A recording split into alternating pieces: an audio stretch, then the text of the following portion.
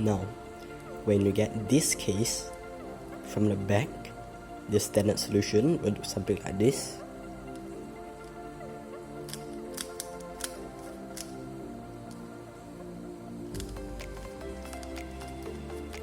And that requires 2 rotations, and that is quite slow.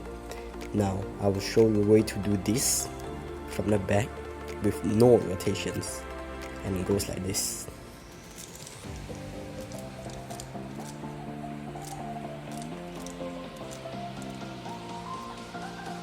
And here it is again, but fast.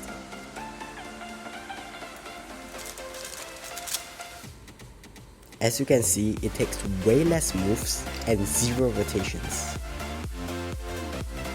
Now for this case, the standard solution requires a rotation and looks like this.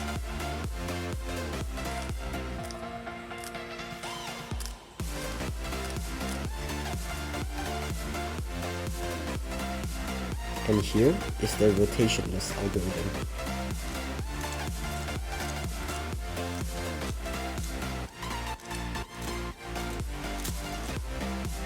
And here it is again, faster.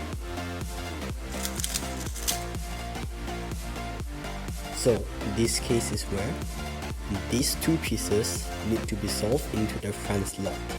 Now the standard algorithm requires rotation. I don't really think I have to show it. It goes like this. And that solves it.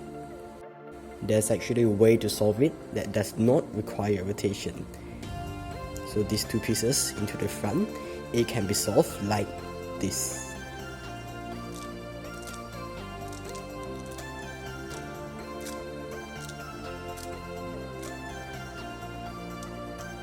And now this is the case again, but faster. That's all for today. Check the link in the description if you want to learn some more F2L tricks.